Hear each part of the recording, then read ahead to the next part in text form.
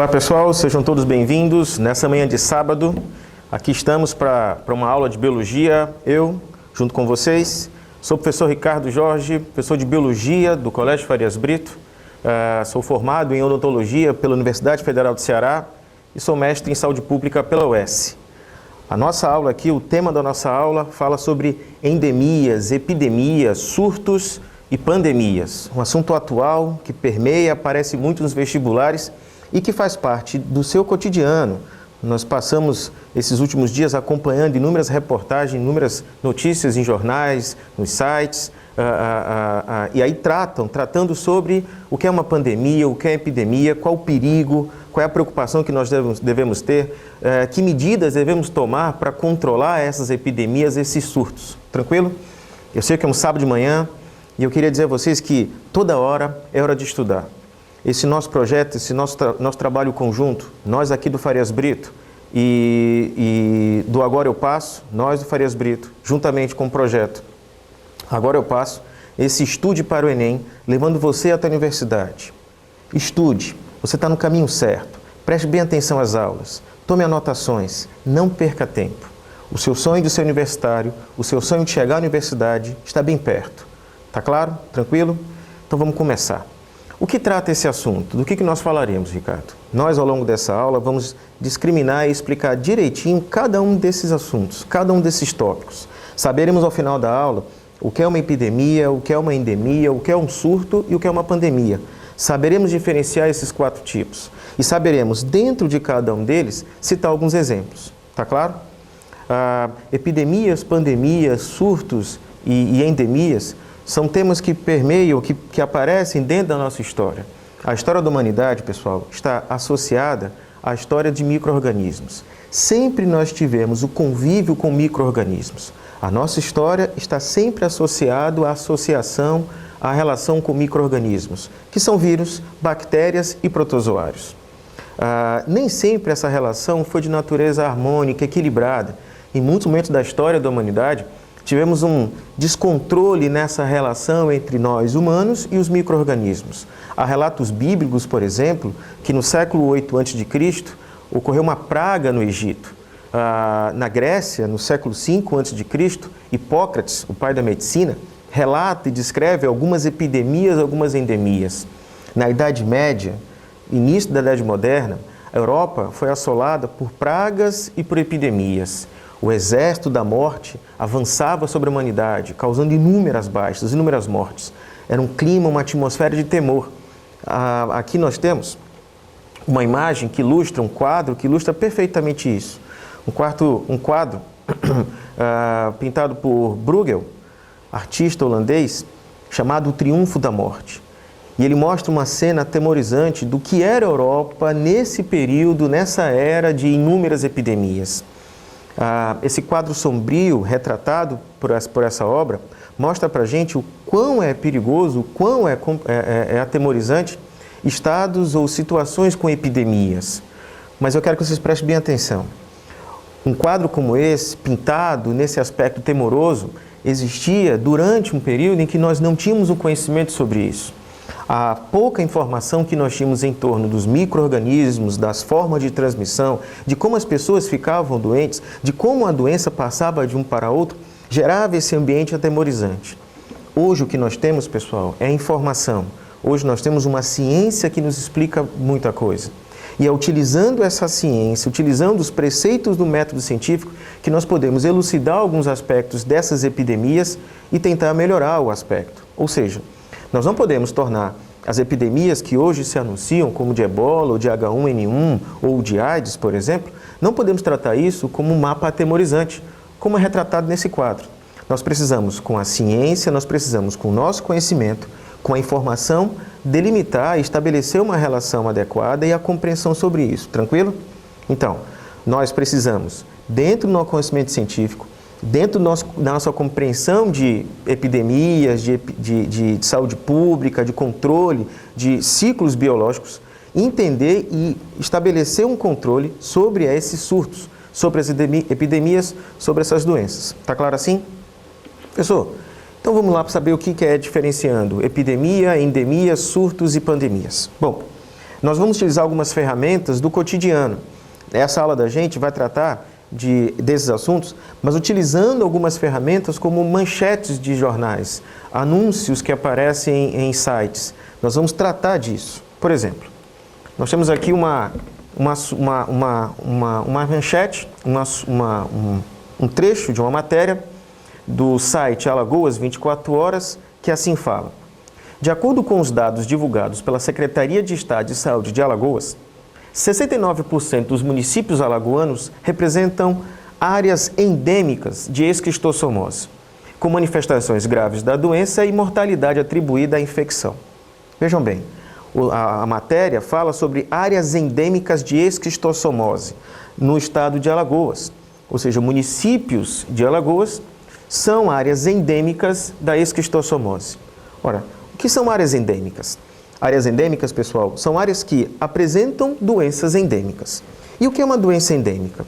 Uma doença endêmica, pessoal, é quando nós encontramos naquela região, naquele espaço delimitado, naquela área delimitada, um número contínuo e constante de casos daquela doença. Eu vou repetir. Toda endemia, e obviamente endemia em áreas endêmicas, é denominada endemia quando nós encontramos naquela área, naquela região, quantidades, casos contínuos e constantes daquela doença. Há, portanto, um número restrito, limitado, constante de casos da doença. Analisando a matéria que aparece para a gente, nós precisamos afirmar o seguinte, que em Alagoas, há municípios nesse estado em que há sempre um número constante de pacientes com esquistossomose. Da mesma forma que nós temos uma área endêmica com esquistossomose em Alagoas, nós podemos encontrar em outros estados, em outros municípios do Brasil, áreas também com endemia de esquistossomose. Porque vejam, quando eu falo endemia, preste bem atenção, quando eu falo de endemia, e quando eu digo que endemia significa casos constantes, contínuos, numa área, eu não quero dizer que essa endemia ou que essa doença é exclusiva desta área. O que eu quero dizer a vocês é que nós podemos encontrar em várias regiões casos constantes daquela doença. A esquistossomose apresenta casos constantes lá em Alagoas. Mas também nós encontramos casos constantes, contínuos de esquistossomoses, por exemplo, em Minas Gerais. Há vários municípios em Minas Gerais onde é comum encontrarmos pacientes com esquistossomose. Da mesma forma, a malária, a febre amarela, a dengue são exemplos de endemias. Estão compreendendo? Endemia, portanto, pessoal, é uma doença ou doenças endêmicas são aquelas que, numa determinada área, nós temos os casos controlados, nós temos casos controlados e constantes daquela doença. A febre amarela e a dengue, por exemplo, nós encontramos delimitado em alguns centros urbanos, em algumas áreas do país. A febre amarela e a malária no norte do país. A dengue em alguns períodos do ano em centros urbanos. Todas essas doenças, de forma controlada, constante, caracterizam endemias. Tranquilo? E especificamente em relação à esquistossomose, é importante falar uma coisa para vocês. As endemias e essa esquistossomose estão associadas a condições ambientais. Por que existe esquistossomose, por exemplo, em Alagoas e não tem casos endêmicos de esquistossomose em Fortaleza? Porque existe uma condição ambiental para que nós tenhamos essas endemias. No caso da esquistossomose, a condição ambiental é a falta de saneamento. A falta de saneamento leva à propagação, à transmissão dessa doença. Vamos lembrar como é que ocorre a transmissão da esquistossomose. A esquistossomose é uma infecção causada por um verme platelmíntico. A esquistossomose é uma infecção causada pela penetrância de uma larva de verme pela sua pele. Como é que isso ocorre? Vamos entender. Uma pessoa contaminada, que apresente os parasitas, que apresente a esquistossomose, defecou em local inapropriado. As fezes desse indivíduo são levadas até uma lagoa. Nessa lagoa, essas fezes, repletas de ovos do esquistossomo, rompem. Ao romper esses ovos, são liberadas larvas. Quem é essa larva? Miracídio.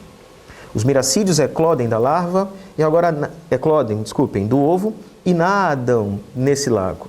Esse miracídio, que eclodiu do ovo e que nada neste lago, agora penetra no caramujo. Olha que interessante. É necessário que tenhamos esse caramujo para completar o ciclo reprodutivo desse parasita. O caramujo, portanto, recebe o miracídio e dentro do caramujo, esse miracídio se reproduz, gerando agora novas larvas, chamadas de cercárias. Recapitulando, indivíduo infectado tem seus ovos, tem suas fezes repletas de ovos, liberado na água. Esses ovos eclodem larvas chamadas miracídios. Os miracídios nadam até o caramujo. Ao chegarem no caramujo, esse miracídio se reproduz, liberando novas larvas chamadas de quê? Cercárias. As cercárias voltam ao ambiente aquático, nadam livremente e penetram na pele de alguém que esteja nessa lagoa. Portanto, a pessoa ficará infectada quando receber a cercária, quando receber essa larva. Não se esqueçam, quem é a larva que penetra no caramujo, miracídio. Quem é a larva que penetra no humano, a cercária. E aí, é preciso essa situação ambiental, é preciso esse cenário, essas circunstâncias para que as pessoas venham a ter a esquistossomose. E é por isso que nós tratamos a esquistossomose como uma doença endêmica, porque existem circunstâncias naquela área, condições ambientais naquela área que propiciam a transmissão da doença. A endemia, repito, mais uma vez, é uma doença cujos casos estão constantes, equilibrados, controlados, regulares naquela área. Tranquilo? Tá joia? Lembrando mais uma vez, é preciso uma circunstância ambiental para que nós tenhamos, é preciso um cenário ambiental para que nós tenhamos a manifestação dessas endemias.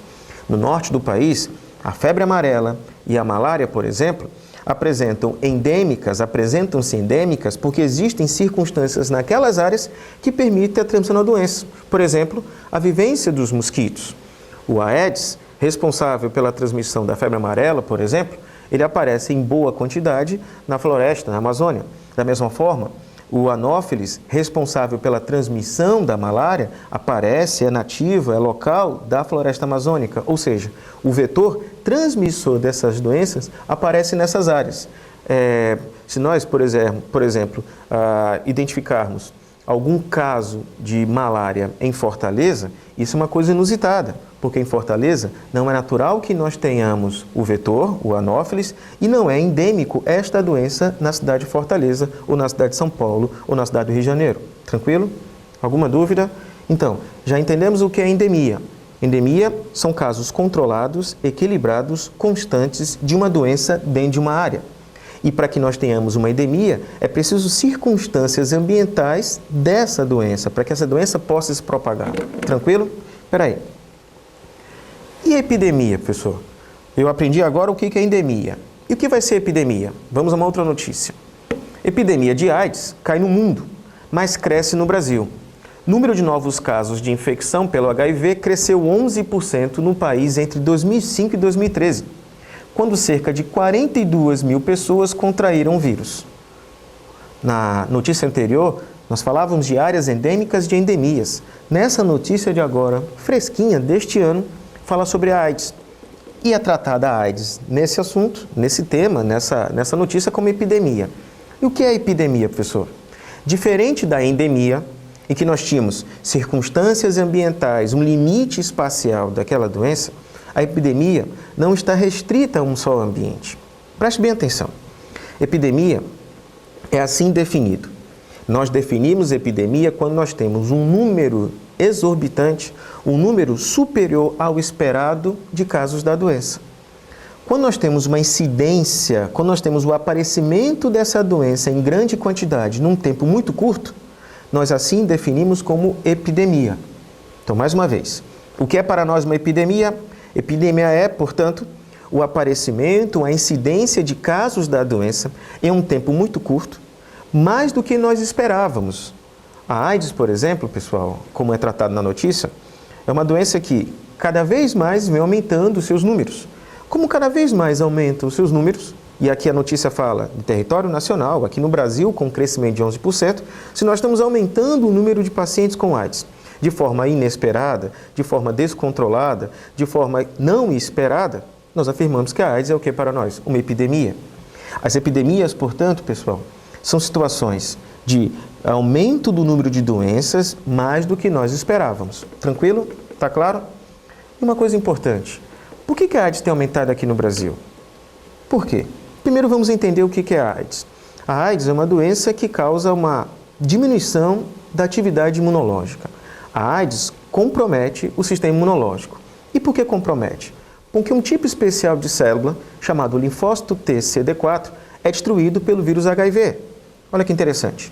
A AIDS, causada por um vírus, o vírus HIV, ele destrói as células de defesa do organismo e especificamente que células? Linfócitos T-CD4. Uma vez que essas células estejam destruídas, a resposta imunológica do paciente diminui. E ao diminuir a resposta imunológica, o paciente fica suscetível a outras doenças oportunistas, infecto-oportunistas. Os pacientes acometidos de AIDS são pacientes que estão mais suscetíveis, mais fragilizados e, portanto, mais facilmente sofrerão outras doenças. Tranquilo? De que forma a pessoa pode contrair a AIDS, Ricardo? Professor, como é que o indivíduo pode adquirir AIDS? Preste bem atenção. Existem 3 formas básicas para você contaminar, para que a pessoa possa ser contaminada com o vírus HIV. A forma sexual, sanguínea e leite materno. De forma sexual, através de esperma e de secreção vaginal. Por isso, é importante que nós reforcemos o controle e a proteção durante o ato sexual. A importância de usar preservativos. Porque é através do ato sexual, do sêmen, do esperma e da secreção vaginal onde ocorre a passagem do HIV, ok? Segundo, através do sangue. O sangue também passa o HIV? Sim, sobretudo através da reutilização e do compartilhamento de seringas e agulhas. Especificamente, e aí talvez mais importante, para os usuários de drogas injetáveis. Nós precisamos controlar isso. O não compartilhamento e a não reutilização de material pérfuro-cortante reduz, sem dúvida, o número de casos de contaminação de AIDS. E terceiro, o aleitamento materno. É também um fator de transmissão do HIV. O HIV, portanto, repetindo, é uma doença, o vírus, na verdade, aliás, a AIDS, repetindo, é uma doença causada por um vírus HIV, um vírus de material genético RNA, que pode contaminar e pode passar para as pessoas através da relação sexual, por esperma e por mucosa e por secreção vaginal, através do sangue, sobretudo do compartilhamento e reutilização de seringas e agulhas. Importante também a transmissão vertical, a transmissão que ocorre a transmissão que ocorre entre mãe e feto, né? A transmissão que ocorre da mãe para o feto, as gestantes, as parturientes podem transmitir também o HIV para o filho. E a terceira forma, o aleitamento materno. Tranquilo? E professor Ricardo, por que a AIDS aumentou no Brasil? Isso é um dado importante, isso cai no seu vestibular. Especificamente e especialmente a AIDS aumentou no Brasil entre a população jovem.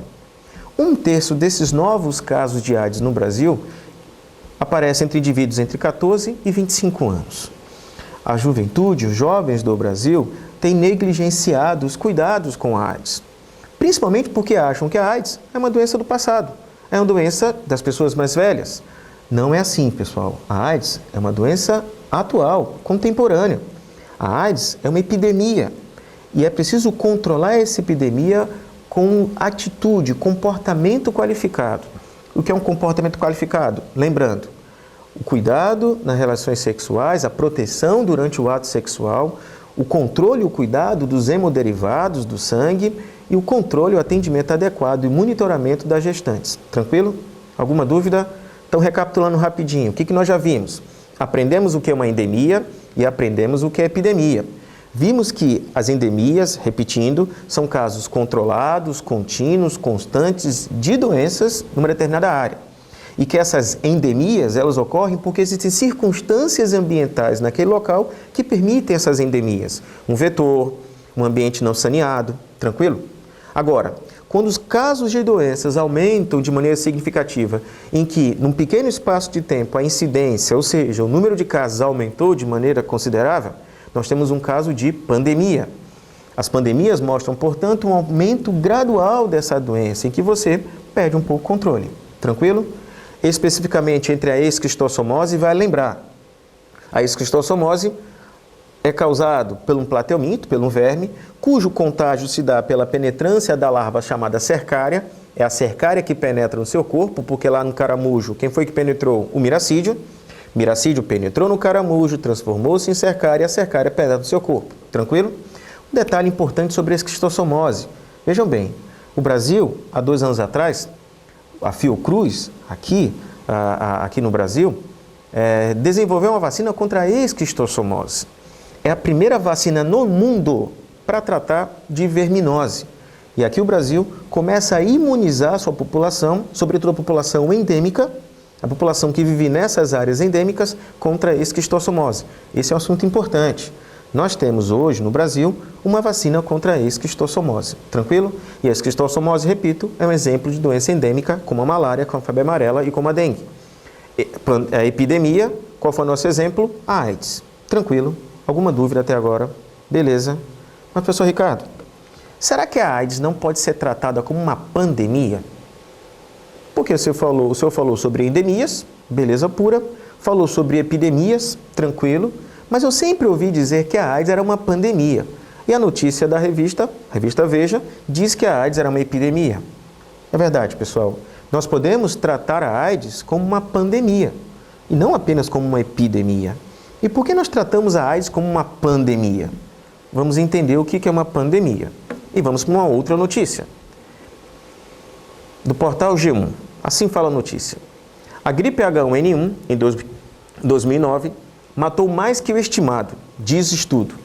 Segundo os dados oficiais, a pandemia de gripe suína vitimou 18,5 mil pessoas. Nova pesquisa diz que o número de óbitos pode ter chegado a 575 mil. Ou seja, a gripe H1N1, a influenza H1N1, matou mais do que nós esperávamos. E matou não apenas uma pequena região, uma pequena área, uma localidade, absolutamente. Essa doença, a H1N1, a influenza, essa gripe, ela dizimou inúmeras pessoas no planeta todo. Quando uma doença, quando casos de doença, quando epidemias começam a tomar proporção geográfica maior, quando há uma proporcionalidade maior desses casos de doenças no mundo todo, nós classificamos esse processo como pandemia. Então, pandemia é quando nós temos um crescimento geral, um crescimento em vários territórios, concomitante, um crescimento geral, conjunto em vários locais do planeta dessa doença. A AIDS, que nós falamos e tratamos como epidemia no slide passado, é para nós também entendido como uma pandemia, porque a AIDS atravessou fronteiras. A AIDS aparece em vários locais do planeta. Esse noticiário fala que a gripe H1N1 é também uma pandemia. E o que é essa gripe H1N1? A gripe, pessoal, a influenza H1N1 já apareceu em vários momentos da história da humanidade. H1N1 é uma denominação que nós damos especificamente a esse vírus. Essa gripe, influenza, é um vírus, chamado de gripe ou influenza, é causado por um vírus, o vírus que tem 2 proteínas especiais em sua estrutura, a chamada hemaglutinina e o neuraminidase. Eu vou repetir. Esses vírus da influenza, esses vírus que causam essa gripe, apresentam 2 proteínas, uma chamada hemaglutinina e outra chamada neuraminidase. A hemaglutinina é simbolizada pelo H e a neuraminidase é simbolizada pelo N. Então, quando nós falamos H1N1, nós estamos explicando qual tipo de vírus que nós encontramos, qual tipo de vírus que está causando aquela gripe, aquela influenza. Existe o H1N1, existe o H5N1, existe o H3N1, ou seja, senhoras e senhores, nós temos tipos de hemaglutininas e tipos de neuraminidase que dão um nome ao vírus. Estão compreendendo? Nós temos, portanto, o vírus H1N1, gripe que foi apelidada de gripe suína, que surgiu em 2009. Foi uma pandemia que afligiu a população mundial. Não foi a única vez que isso aconteceu. Só no século XX nós tivemos 3 grandes surtos pandêmicos de influenza, de gripe H1N1. Um ocorreu em 1919, 19, foi a gripe espanhola, a tão famosa gripe espanhola que ocorreu em função desse vírus H1N1, uma pandemia causada também pelo vírus H1N1. A gripe asiática, que ocorreu em 1957, também causada por esse vírus H1N1. E a gripe de Hong Kong, aproximadamente em 1967, 68, também causada pelo H1N1. esses três grandes surtos pandêmicos de gripe foram seguidos agora, em 2009, por essa pandemia de H1N1. Tá claro? A H1N1, o vírus H1N1, que causa influenza, que causa gripe, é um vírus especificamente de vias aéreas. Causa infecção das vias aéreas, causa febre, a infecção em vias aéreas, dor de garganta e apresenta uma alta taxa de letalidade. Ok? Tranquilo? Então, o que nós já vimos, professor? Já falamos sobre endemias, tranquilo? Sobre epidemias e sobre pandemias. Definimos o que é uma endemia, definimos o que é uma epidemia e definimos o que é uma pandemia. E dentro de cada um deles falamos sobre algumas doenças: esquistossomose, malária, dengue, AIDS, gripe aviária, gripe H1N1, gripe suína, que nós chamamos tudo isso de quê, pessoal? De influenza, tranquilo? Mas eu pergunto, como é que tudo isso começa? Como é que começa uma epidemia? Como é que começa uma pandemia? Como é que começa uma endemia? Vamos lá, senhores? Mais um noticiário. Olha que interessante. Os postos de saúde de Fortaleza voltaram a ficar lotados nesse domingo após o surto de sarampo na região metropolitana. Desde a semana passada, a Secretaria de Saúde do Ceará confirmou 51 novos casos da doença, após 15 anos sem registros de sarampo no estado. Olha que interessante, pessoal. Surto aparece muitas vezes como uma palavra sem qualificação. As pessoas usam o surto para tratar de várias coisas. Absolutamente. Surto tem a sua definição. Surto tem a sua categoria dentro da epidemiologia. Nós falamos sobre, repito, endemias, epidemias e pandemias. E precisamos falar sobre surto. E o que é um surto? Surto é quando a doença aparece num local onde nós não esperávamos ou num local em que há muito tempo não encontrávamos essa doença. Surto é o aparecimento momentâneo, circunstancial daquela doença. Quando nós não esperávamos, há muito tempo não aparece essa doença aqui, de repente apareceu um número controlado dessa doença, ou quando em momento algum na história daquela região apareceu aquela doença. O noticiário é bem feliz em tratar o surto. Vamos acompanhar o noticiário mais uma vez? Olha o que eles falam. Os postos de saúde de Fortaleza voltaram a ficar lotados nesse domingo, após o surto de sarampo na região metropolitana. Poxa, e por que eu vou chamar de surto de sarampo? Vamos continuar. Desde a semana passada, a Secretaria de Saúde do Ceará confirmou 51 novos casos da doença após 15 anos sem registros de sarampo no estado. Vejam bem, depois de 15 anos sem registro dessa doença, a doença aparece. Quando? Depois de muito tempo sem a doença, ela aparece. Ou, quando não esperamos naquela região a doença, porque nunca ocorreu um episódio daquele, chamamos de quê, pessoal? De surto. Vejam bem, uma vez que nós temos um surto, o surgimento inusitado, o surgimento pela primeira vez daquela doença, ou o surgimento depois de muito tempo sem aparecer aquela doença, quando aparece um surto, quando acontece um surto, esse surto pode evoluir para formar o quê, pessoal? Uma epidemia. E essa epidemia pode evoluir e pode progredir concomitantemente em várias áreas para gerar o quê, pessoal? Uma pandemia. Tá claro? Estão acompanhando? A progressão e o trâmite, a sucessão de eventos para a formação de uma pandemia? Tá claro? Portanto, os surtos aparecem episodicamente em áreas que há muito tempo não têm a doença ou em áreas que nunca tiveram essa doença. Ok, amigos? Queridos, queridas, estão entendendo? Alguma dúvida? Só para finalizar, os conceitos de endemia, pandemia, epidemia e surto. Só para finalizar. Nós temos aqui duas frases de um mesmo noticiário. E assim fala. Epidemia de medo marca surto de ebola. No mesmo texto em que fala epidemia de medo marca surto de ebola, no mesmo texto aparece a seguinte oração. Existem duas epidemias atualmente, uma de ebola e outra de medo. Não vou tratar, claro, da epidemia do medo. A epidemia do medo nós combatemos com informação. E é isso que nós estamos tendo aqui. Informação, entendimento, compreensão do processo biológico. Mas eu quero chamar a atenção de vocês de dois pontos interessantes. A matéria, o texto, trata do ebola de duas formas diferentes. Chama ao mesmo tempo de surto e de epidemia. Será que surto e epidemia são sinônimos? Não. Vimos aqui que há uma diferença entre surto e epidemia.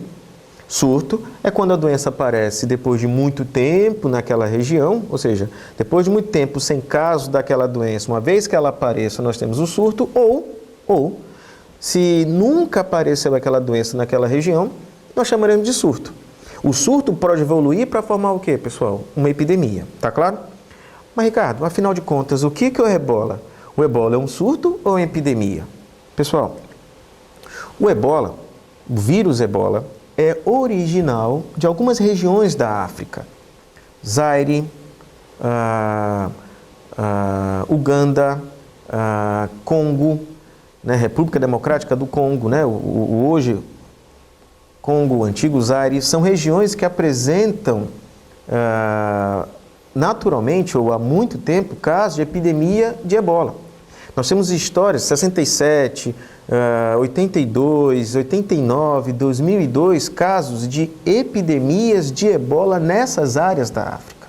Ou seja, nessas regiões da África, nós sempre tivemos casos de ebola, né, variando em alguns períodos, né, aparecendo surtos, aparecendo casos, né, epidemias de ebola nessas áreas. O ebola, desse período, o ebola tratado nesses últimos dias, ocorreu nessas áreas. Serra Leoa, Libéria, Guiné. Essas áreas nunca tiveram casos de ebola. Nessas áreas que nós enfrentamos a ebola, hoje, atualmente, nunca tivemos casos dessa doença. Como nessas áreas, escutem bem, como nessas áreas nunca tivemos casos de ebola, e pela primeira vez o ebola está chegando a essa área, como é que eu classifico esse evento? Quando o evento ocorre de maneira inusitada, depois de muitos anos, ou quando ocorre pela primeira vez, chamamos de quê, pessoal? De surto. Portanto, devemos nos referir agora a essa situação de ebola nessas regiões da África como um surto. Vejam, se o crescimento dessa doença mostrar uma incidência exagerada, se novos casos aparecerem em tão pouco tempo, de maneira exagerada, mais do que o previsto, nós podemos chamar de quê, pessoal? Epidemia.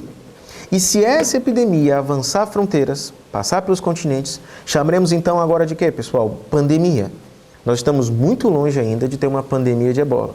O que nós temos temporariamente é um surto, porque é uma coisa inusitada, é um evento inusitado naquela região.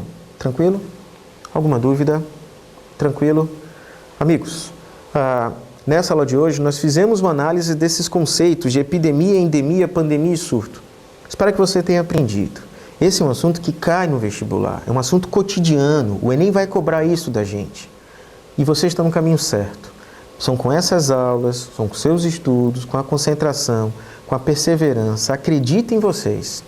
Nós acreditamos em vocês. Você pode, você vai passar no vestibular.